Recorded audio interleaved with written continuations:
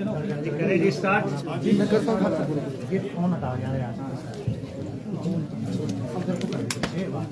आज HRTC के board of directors की मीटिंग हुई है। BOD की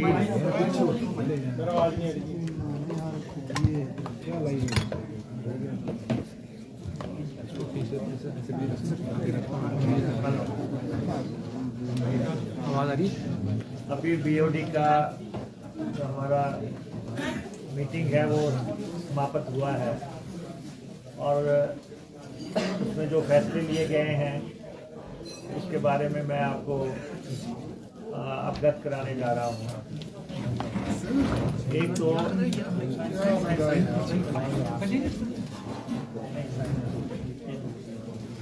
एक तो HRTC अपने कार्यकाल के 50 साल में प्रवेश कर गया है और ये गोल्डन जुबली ईयर है और इस एक साल के दौरान हमने क्या गतिविधियां करनी है, कहां से हमने सफ़र शुरू किया था, कहां पे हम पहुंचे हैं।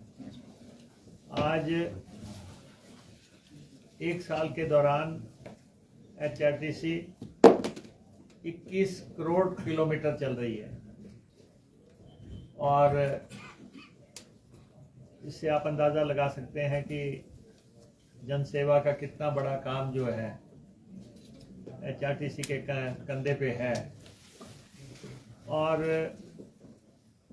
इस साल के दौरान HRTC का कैसे आधुनिकीकरण के युग में लेके जाना है, कैसे डिजिटल युग में लेके जाना है, कैसे ऑनलाइन के युग में लेके जाना है और किस ढंग से कार्यक्रम करने हैं, उन सब के बारे में हम इस साल के दौरान पूरा साल हम HRTC से जुड़े कार्यक्रम करेंगे।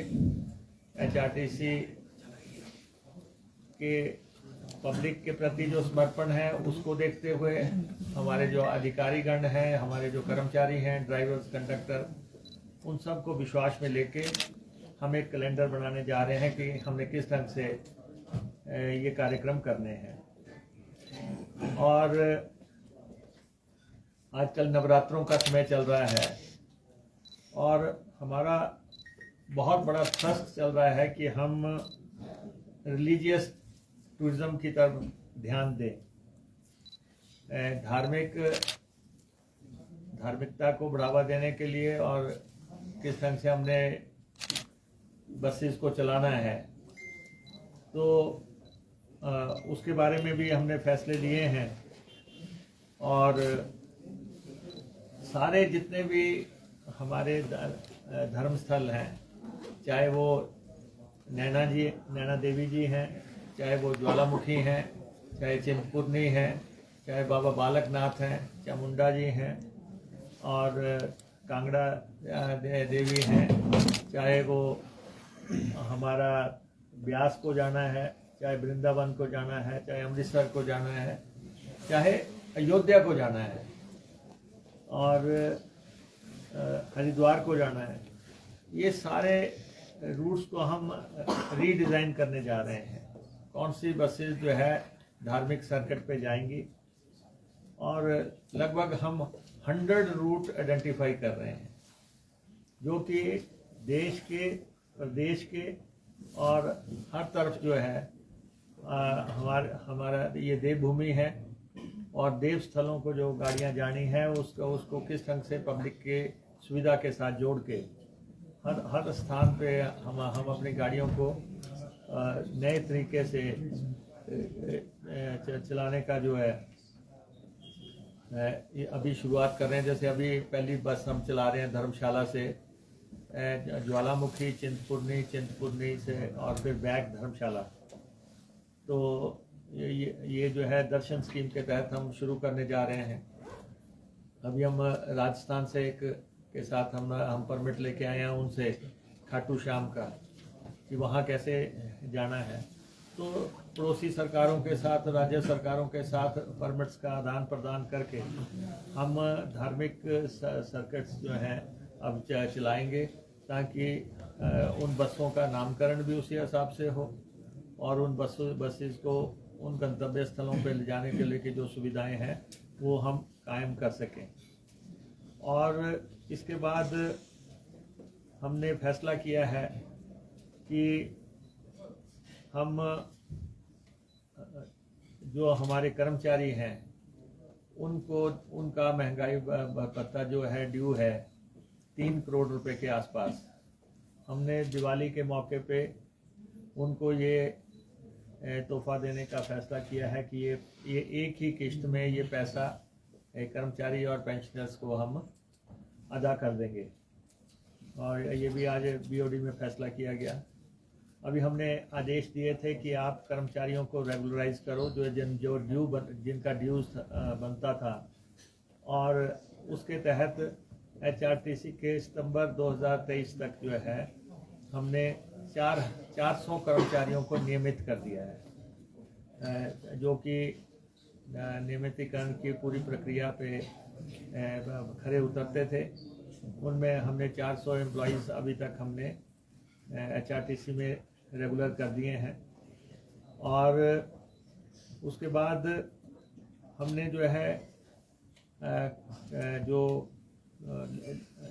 जो कर्मचारी हैं हमारे एचआरटीसी के, उनको वो चलते रहते हैं, उनकी छुट्टी जो है इकट्ठी होती जाती है, और जब वो रिटायरमेंट का समय आता है तो उनके पास बहुत छुट्टी बची हुई होती है।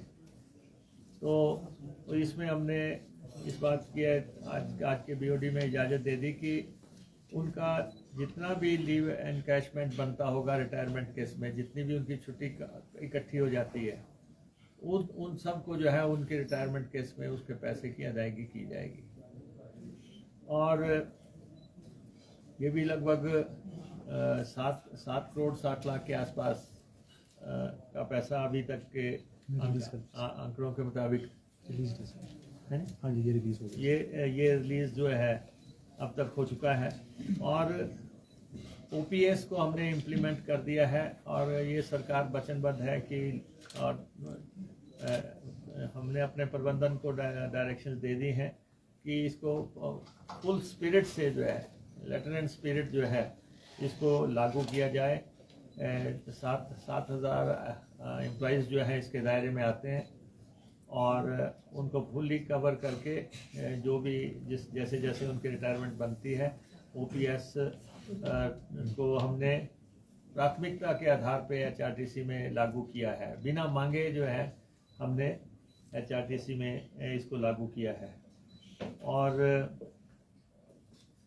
इसके बाद हमने कंडक्टर की भर्ती जो है वो कमीशन के माध्यम से 300 जो पोस्टें हैं, 300 कंडक्टर की भर्ती को तत्काल जो है भरने की अनुमति जो है इस यहाँ पे प्रदान कर दी है, और सरकार के साथ भी हमारी ये सहमति है कि हम इसको कंडक्टर्स को कमीशन के माध्यम से भरेंगे।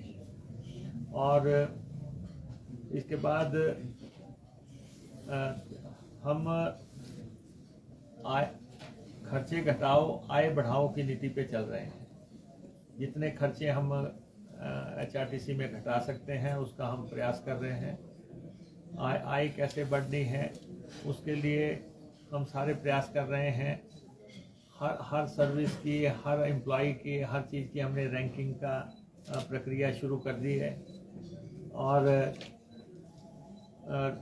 हमारा लगभग 145 करोड़ रुपए के आसपास का एक माह का खर्चा है एचआरटीसी का, और हमारी जो इनकम है वो 70-75 करोड़ के बीच में बैठती है। बाकी पैसा हम सरकार से लेते हैं, और लगातार सरकार हमारी मदद करती है, लेकिन हम भी जो है उसकी एवज में जो है, जैसे महिलाओं को 50% फ्री है, पुलिस को फ्री, पुलिस पे उसमें चलने की इजाज़त है, दूसरे वर्ग स्कूली बच्चे हैं बसों में ट्रैवल करते हैं, वो सारी फैसिलिटीज़ हम करते हैं। और दूर दराज दुर्गम इलाकों में जहाँ कोई नहीं जाता वहाँ पे हमारी बसें जाती हैं, तो इन अ वे हम भी जो सरकार की प्रतिबद्धताएं हैं और सरकार की जो वचनबद्धताएं हैं उनको हम पूरा करते हैं और सरकार उसके बदले में हमें सहयोग करती है। और इसके बाद और ये 70-75 करोड़ रुपए का हमें हर महीने जो है सरकार से लेने पड़ रहे हैं, ताकि हालांकि हम 3200 बसेस का फ्लीट चला रहे हैं, लेकिन इसमें घाटे के रूट बहुत हैं। इसलिए क्योंकि हर अंतिम स्थल तक, गंतव्य स्थल तक व्यक्ति को छोड़ने का जिम्मा HRTC पे है, तो उस हिसाब से ये हमें ऐसा करना पड़ता है। और उसके बाद हम किराए में कोई बढ़ोतरी नहीं करने जा रहे हैं। हालांकि प्राइवेट ऑपरेटर्स भी हमारे पास आए थे और उनका कहना था कि खासतौर पर न्यूनतम किराए में उन्होंने कहा था कि 5 रुपये का किराया है, जो कि बहुत कम है और उनको घाटा हो रहा है। और वो दिक्कत हमारे साथ भी है, लेकिन क्योंकि हम समर्पण की भावना से जनता के साथ जुड़े हुए हैं, तो हमने किराए को ना बढ़ाने का फैसला किया है और हम उन्हीं किरायों पे चलेंगे। और एक हमारी जो है जो लगेज पॉलिसी है, लगेज पॉलिसी को लेके कुछ लोग चर्चा करते हैं। लगेज पॉलिसी में कोई बदलाव नहीं है, जो पहले था वही लगेज पॉलिसी चल रही है। सिर्फ बदलाव क्या किया है कि जो लोग बस में सफ़र नहीं करते हैं और बस में अपना सामान भेजते हैं और बस को कुरियर की तरह इस्तेमाल करते हैं, सिर्फ उनसे पैसा लेने का प्रावधान किया गया है। इसके अलावा कोई बहुत बड़ा फेरबदल किसी लगेज पॉलिसी में नहीं हुआ है। और इसलिए इससे भी जो है, आप देखो शुरुआत में ही लगभग 1 करोड़ रुपए की इनकम जो है HRTC को जनरेट हो गई है। तो इसमें जो है कुछ लोग जो है लगातार ये दलील दे रहे हैं कि जी लगेज के लेके बदलाव हुआ है। एक बात मैं बड़ा स्पष्ट कर देना चाहता हूँ कि हमने फैसला किया है कि बच्चे लैपटॉप लेके जाते हैं, वो जो है 1 लेके जाए, 2 लेके जाए, 3 लेके जाए, लेकिन कोई भी लैपटॉप पे किराया नहीं है। व्हील चेयर कोई भी लेके जाए, व्हील चेयर पे कोई भी जो है किराया नहीं है। कोई बच्चे की ट्राईसाइकिल लेके जाए, इन चीज़ों पे कोई किराया नहीं है। लेकिन जो बस में सफ़र नहीं कर रहे हैं, वो अगर सामान भेजते हैं और ओवर द ईयर्स भेज रहे हैं, कुछ लोगों को दिक्कत तो हो सकती है, लेकिन हमने ये कहा है कि जो कुरियर की तरह बस की सेवाएं ले रहे हैं, तो उसमें जो है हमने दाम जो है निर्धारित किए हैं। और ये आप भी सहमत होंगे कि जो लोग बस में सफ़र नहीं करते हैं उनसे जो है चार्ज करना जो है सही है या नहीं है, लेकिन कुछ राजनीतिक के आधार पे ये फैसला नहीं है। और उसके बाद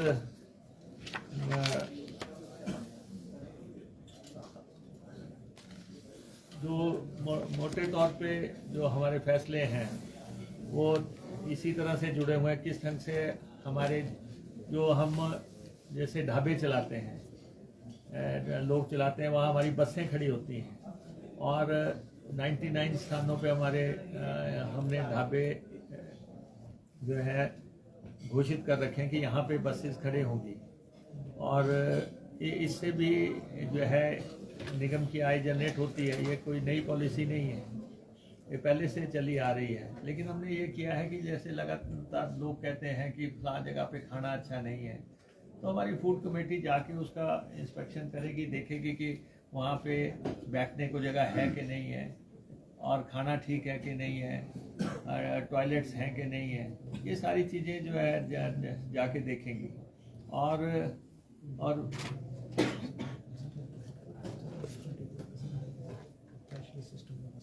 हाँ, एक बसेस के अभी तक जो है ना, जो बसेस में आप टिकट लेने की एकमात्र व्यवस्था जो है उसको में मेजर चेंजेस हम लाने जा रहे हैं। और बसेस में कैशलेस प्रणाली को हम लागू कर रहे हैं। और एक तो बुकिंग जो है उसको सुदृढ़ कर रहे हैं कि लोग बुकिंग करा के चलें, और हमारे जो हर अड्डे पर इसकी व्यवस्था प्रॉपर हो जाए। दूसरा ये है कि सिर्फ बस में कैश की सुविधा के अलावा जो है आप जो है डेबिट कार्ड, क्रेडिट कार्ड, कोई और कार्ड जिस भी तरह के लोग इस्तेमाल करना चाहें वो अगले 3-1 महीने के अंदर ये लागू हो जाएगा कि बसों में सिर्फ आप कैश पे ही आश्रित नहीं रहेंगे, बसेस की बुकिंग भी होगी। और एक जैसे आप देखते हैं कि हवाई अड्डे वगैरह पे जो सुविधा है कि बस कितने बजे पहुंच रही है, कहाँ पे पहुंच रही है, पहुंच भी रही है कि नहीं पहुंच रही है। तो टू बिगिन विद हमने कहा है कि हमारे 6 जो मेन अड्डे हैं उस पे ये सूचना रहेगी कि हमारी बस आई है, कितने बजे पहुंचनी थी, कितने बजे नहीं पहुंची है, कितने बजे कितना लेट पहुंची है। ये सारी सुविधा जो है हम इसमें शुरू करने जा रहे हैं। और हमने हेल्पलाइन जो है 24/7 HRTC की शुरू कर दी है कि किसी को भी मदद की ज़रूरत पड़े तो हम वो सुविधा जो है 1100 नंबर, हालांकि वो एक सरकारी नंबर है जो हमेशा से चलता है, लेकिन वो अब HRTC के साथ लिंक्ड नंबर है। हमारे लोग भी उसको मॉनिटर कर रहे हैं कि किसको किस वक्त किस चीज़ की ज़रूरत है। और ये हमने ट्रैकिंग के लिए हमने ये कर दिया है कि क्योंकि गोल्डन जुबली ईयर चल रहा है और बसेस की ट्रैकिंग के लिए जो है GPS सिस्टम जो है हमारा सारी जगह अवेलेबल हो, हमारी बस कहाँ पहुँची है, इस समय कहाँ पे है, किधर है, कितने बजे पहुँच रही है, और वो सारी चीज़ें जो है व्यवस्थित करने जा रहे हैं। तो ये फैसले जो है आज के बोर्ड ऑफ डायरेक्टर की मीटिंग में लिए गए। और हम अभी तक जो है मौजूदा सरकार बनने के बाद जो है 210 बसेस खरीद चुके हैं। 210 डीजल की बसेस हम खरीद चुके हैं। 35 बसें हम जो है इलेक्ट्रिक खरीद चुके हैं। और उसके बाद जो है 10 बसेस हम वॉल्वोस खरीद चुके हैं। हम 19 के आसपास वॉल्वो बसेस का ऑपरेट कर रहे हैं। और आने वाले समय में हमने इनको कहा है कि 50 के आसपास वॉल्वोस जो हैं आप और इस फ्लीट में एंटर करें, ताकि जो लॉन्ग रूट पे है HRTC का मेन इनकम का जो साधन जो है वो जो है वॉल्वो बसेस और लॉन्ग रूट की बसेस हैं। तो वो हम प्रक्रिया जो है आगे चलाने जा रहे हैं। और इलेक्ट्रिक बसेस का तो पहले ही हम उसमें है, पाइपलाइन में है कि आने वाले समय में हमें कैसे आधुनिकीकरण की तरफ जाना है और उन बसेस वगैरह की परचेज वगैरह फाइनल करनी है। वो एक प्रक्रिया अलग से चल रही है। सर, कैशलेस के लिए कोई स्कैनर लगाएंगे बसों में या कुछ और सुविधा? स्कैनर और जो कंडक्टर के पास जो इंस्ट्रूमेंट होगा सर उस पर मोबाइल से स्कैन कर सकते हैं। ये जो वॉल्वो शामिल होगी सर, ये क्या वेट लीज पे ली जाएगी या HRTC खुद खरीदेगा? नहीं, हम कर रहे हैं प्रयास की किसी भी तरह से वेट लीज की हमारे पास कितने विकल्प हैं? हमारे पास दोनों विकल्प हमने खुले रखे हैं। लेकिन ये है कि HRTC का इनकम का मेन स्रोत ही जो है लॉन्ग रूट की और वॉल्वो एंड इन बसेस का है। तो इसलिए जो है हमारी कोशिश रहेगी कि प्रतिस्पर्धा के युग में हम भी जो है एक प्लेयर के तौर पे काम करें। सर, कंसेशनल पास कितने महंगे हो रहे हैं सर? सर, जो रियायती पास हैं हमारे वो कितने महंगे हो रहे हैं? नहीं, ये पासेस में कोई भी हम बढ़ोतरी नहीं की है हमने। और हमारा आपसे ये आग्रह है कि अखबार में छापने से पहले बोर्ड ऑफ डायरेक्टर की मीटिंग का इंतज़ार किया करें। कुछ लोग आपको ऐसी चीज़ बता देते हैं जो एक्चुअल में नहीं है, तो इसलिए आपने छापा, आपका धन्यवाद। सर बाहरी राज्यों से सर टूरिस्ट बसेस और टेम्पो ट्रेवलर्स का जो है टैक्स को लेके काफी विरोध हो रहा है कि देखिए, ये HRTC से बोर्ड ऑफ डायरेक्टर से जुड़ी प्रेस कॉन्फ्रेंस है। हम आपसे उसी संदर्भ में बात करना चाहेंगे। सर पिछली कर्मचारियों को तनख्वाह समय पे नहीं मिलती, हर बार कर्मचारियों को तनख्वाह डिलीवर हो गई है। मैंने आपको बताया कि हमें ये पैसा जो है राज्य सरकार से आता है, और उसमें क्योंकि 2 छुट्टियां आ गई थी बीच में, इसलिए डिलीवरी में वो प्रॉब्लम हो गई है। और लेकिन HRTC के कर्मचारियों को जब से सरकार बनी है हर महीने तनख्वाह दी जा रही है, और हर महीने जो है कोशिश की जाती है कि हम उनको जो है समय पे तनख्वाह दें। लेकिन क्योंकि ये ग्रांट इन एड सरकार से आती है, लेकिन मैंने कहा कि हम अपने संसाधन किस ढंग से बढ़ा सकते हैं, कैसे हम डेड माइलेज को कम कर सकते हैं, कैसे हम ओवर टाइम। और एक बात मैं आपसे बताना चाहूँगा कि ट्राइबल एरिया में कोई भी स्टाफ का आदमी 3 साल से अधिक नहीं रहेगा। वो 3 साल की ड्यूटी के बाद उसको आना पड़ेगा, नया लौट जाएगा। और ये हमने इसकी स्ट्रिक्ट कंप्लाइंस के लिए आदेश दे दिए हैं। सर आपने कहा HRTC में इनकम से डबल है एक्सपेंडिचर, तो उसको मीट आउट करने के लिए क्या इस तरह का एडवर्टीजमेंट वाला सिस्टम शुरू करेंगे बसेस में, ताकि क्योंकि मोबाइल फ्लेक्सेस का काम कर सकते हैं वो बसेस। देखिए, HRTC का जो बाहर का हिस्सा है वो तो पहले ही जो है दिया हुआ है कंपनीज को, लेकिन हमने HRTC प्रबंधन को ये कह दिया है कि हमारी बसों पे जो एडवर्टीजमेंट जाएगी वो लोक लुभावनी होनी चाहिए, जनप्रिय होनी चाहिए। ऐसी ऐड को एक्सेप्ट मत करें जो कि जनता में ठीक सिग्नल नहीं देती। अभी हमारी कुछ बसेस पे लगी हुई थी ऐसी एडवर्टीजमेंट, लेकिन हमने आगे से कह दिया है, बोर्ड ऑफ डायरेक्टर ने फैसला करके, कि उसमें जो चीज़ें सोसाइटी के लिए सही हैं सिर्फ उसी पे ऐड दी जाए। लेकिन HRTC के अंदर एडवर्टीजमेंट शुरू करने के लिए भी हमने इजाज़त दे दी। सर ये जो आप धार्मिक स्थलों को बसेस चलाने की बात कर रहे हैं, ये क्या थ्रू आउट द ईयर है या फिर ओकेजनली? नहीं, पूरा साल जो है, पूरा साल बसेज चलेंगी। ये इनकी ब्रांडिंग होगी और कौन सी बसेज हैं, क्या कितनी हरिद्वार को हमारी जाएंगी, कितनी वृंदावन को जाएंगी, कितनी अयोध्या को जाएंगी, कितनी हमारी जो है अमृतसर को जाएंगी, ब्यास को जाएंगी या चिंतपूर्णी को जाएंगी। इनमें से लगभग हम पहले चरण में 100 के आसपास बसेस की ब्रांडिंग करने जा रहे हैं, जो कि पर्टिकुलर देवस्थानों को जो है प्रस्तावित होंगी।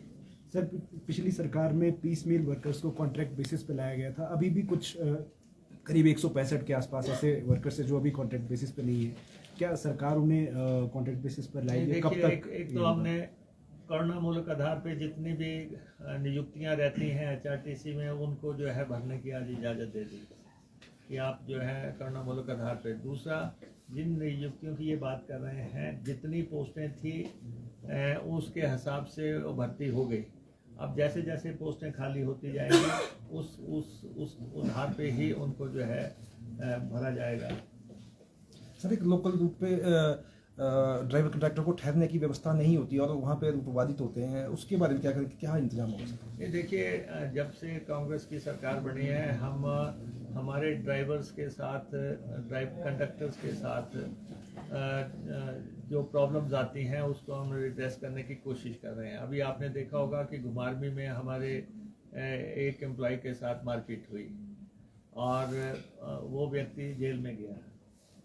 किसी को भी ये इजाज़त नहीं है कि हमारे ड्राइवर कंडक्टर्स जो है, जो ड्यूटी पे हैं, सरकारी ड्यूटी पे तैनात हैं, उनके साथ जो है इस ढंग से मारपीट की जाए।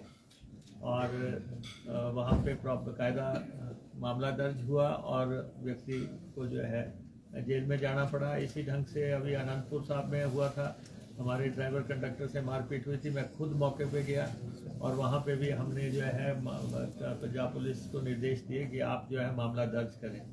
तो इसलिए ये खासा ख्याल रखा जा रहा है कि हम जब सरकारी वो ड्यूटी दे रहे हैं या जो सरकारी संपत्ति से जो है तोड़-फोड़ से जो हमारी बसेस को नुकसान करते हैं, उसमें तो बेल का भी प्रावधान नहीं है। तो इस बात का हम ख्याल कर रहे हैं और हर जगह प्रॉपर हम नोटिस ले रहे हैं इस बात का। इलेक्ट्रिक बसों के लिए चार्जिंग स्टेशन बढ़ा रहे हैं सर कुछ ऐसे? नहीं, ऐसा ना, इलेक्ट्रिक बसेस में चार्जिंग स्टेशन बसेस आने से ज़्यादा गति से लग रहे हैं और अभी काफ़ी स्टेशन लग गए हैं, पैसा उसके लिए माकूल है, हमारे पास उसके लिए कोई दिक्कत नहीं है, लग रहे हैं। कुछ कंपनियां भी चाह रही हैं कि हम अपने चार्जिंग स्टेशन आपको लगवा के दें। कुछ पेट्रोलियम कंपनियां भी जो इस सेक्टर में आना चाहती हैं आने वाले समय में, तो वो भी हमें ये कह रहे हैं कि हम आपको चार्जिंग स्टेशन लगा के दे रहे हैं। तो हमारे डायलॉग्स चल रहे हैं जगह जगह। तो मुझे नहीं लगता कि आने वाले समय में सारे चार्जिंग स्टेशन सरकार को ही लगाने हैं। तो हम कुछ लोग जो है खुद आगे आ रहे हैं कि हम चार्जिंग स्टेशन लगाना चाहते हैं।